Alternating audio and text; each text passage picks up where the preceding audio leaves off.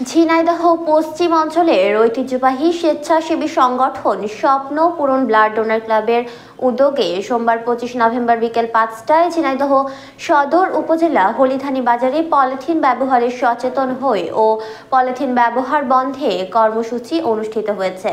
সে সময় দেখা যায় উক্ত সংগঠনের সদস্যরা বাজারে বিভিন্ন কাঁচা বাজার, মাছের বাজার, মুদিখানার দোকানে গিয়ে দোকানদারকে সচেতন করার লক্ষ্যে কাজ করে যেতে ও বাজারের বিভিন্ন জায়গায় পরিত্যক্ত পলিথিন বাজার থেকে অপসারণ করেন তারা। উক্ত কর্মসূচিতে উপস্থিত ছিলেন স্বপ্নপূরণ ব্লাড ডোনার ক্লাবের উপদেষ্টা মণ্ডলী মোহাম্মদ ফারুক শেখ, স্বপ্নপূরণ ব্লাড ডোনার ক্লাবের সভাপতি শেখ মামুন। আসসালামু আলাইকুম, আমি শেখ মামুন, স্বপ্নপূরণ ব্লাড ডোনার ক্লাবের সভাপতি। আপনারা জানেন যে অন্তর্বর্তীকালীন সরকার 1 নভেম্বর যে সিদ্ধান্ত নিয়েছে, তাদের এক প্রজ্ঞাপনে জারি জানিয়েছেন যে বাংলাদেশের বাজারে যে বিষাক্ত পলিথিন আছে সেই পলিথিন কিন্তু তারা বাজারজাতে নিষেধাজ্ঞার উপরে কিন্তু জানিয়েছেন। সেটার জন্যই কিন্তু আমরা স্বপ্নপূরণ ব্লাড ডোনার ক্লাব তাদেরকে স্বাগত জানাচ্ছি এবং তাদের সাথে আমরা একত্রতা ঘোষণা করছি। আমি আমার সহযোদ্ধা ও সহকর্মীদের নিয়ে আমাদের এই যে হলিধানী বাজারের অলিতে গলিতে, রাস্তায়, সড়কে অবহেলিত যত পলিথিন আছে সেগুলোতে আমরা সংগ্রহ করে এক জায়গায় করে আমরা পুরাই দিচ্ছি। এর কারণ হচ্ছে এই পলিথিনের কারণে আমাদের পরিবেশ দূষিত হচ্ছে। এই পলিথিন কখনো পচে না, এই যে কারণে মাটিতে ফেললে মাটিতেও কখনো পচবে না, মাটির হচ্ছে অনেক ক্ষতি সাধন করে এই পলিথিন। এই জন্য আমরা হচ্ছে এই পলিথিনগুলো সংগ্রহ করে আমরা পুরাই দিচ্ছি।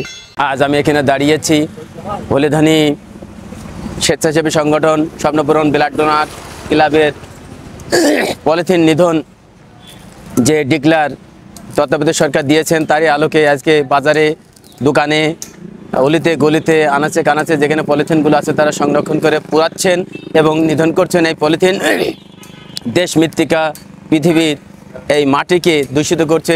এই পলিথিনকে নিধন না করতে পারলে আমরা দেশ এবং আমরা প্রত্যেকে ক্ষতিগ্রস্ত হবে। মাটি যখন দূষণ হবে, এই পলিথিন পচে না, সেই ক্ষেত্রে পলিথিনের কারণে মাটি যখন দূষিত হচ্ছে, আমি, আপনি, আমরা সবাই ক্ষতিগ্রস্তের মধ্যে পড়ছে। এজন্য এরই আলোকে তত্ত্বাবধায়ক সরকার যেটা ঘোষণা করেছেন, তারই প্রেক্ষাপটে স্বপ্নপূরণ ব্লাড ডোনার হলিধানীর পক্ষ থেকে তারা এই কাজটা করছেন। এর জন্য আমি তাদেরকে সাধুবাদ জানাই, তাদেরকে ধন্যবাদ জানাই এবং প্রত্যেককে অনুরোধ করছি, শুধু স্বেচ্ছাসেবী সংগঠন নয়, আমরা প্রত্যেকে যদি স্বেচ্ছাসেবী হতে পারি, এই রকম করে পলিথিনগুলো যদি আমরা নিজেরা নিজ দায়িত্বে যদি সংরক্ষণ করি এবং ব্যবহারের পরে যদি সেটা পুরানোর ব্যবস্থা করি বা এক জায়গায় রাখার ব্যবস্থা করি, দোকানদার এবং বাজারের সমস্ত ভাই যারা আছেন প্রত্যেকের প্রতি আমার উদাত্ত আহ্বান থাকবে, যদি পলিথিন অতি প্রয়োজনীয় সময় ছাড়া আমরা ব্যবহার না করি তাহলে উত্তম হবে এবং এর বিকল্প ব্যবস্থা যদি পাওয়া যায় অবশ্যই পলিথিনকে বর্জন করব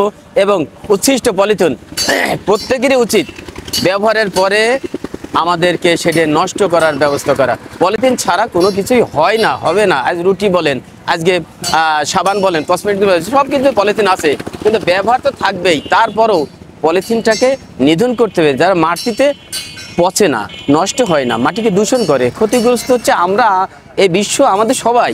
তাই সেক্ষেত্রে প্রত্যেকের প্রতি আমি এবং স্বপ্নপূরণ ব্লাড ডোনারের পক্ষ থেকে তাদেরকে স্বাগত জানাই এবং তাদের পক্ষ থেকে আমি প্রত্যেককে আহ্বান করছি, প্রত্যেকে স্বেচ্ছাসেবী সংগঠন স্বপ্নপূরণ ব্লাড ডোনারের মতোকে নিজেকে স্বেচ্ছাসেবী হিসেবে তৈরি করুন। এই বলে আমি আমার কথা শেষ করছি। আসসালামু আলাইকুম।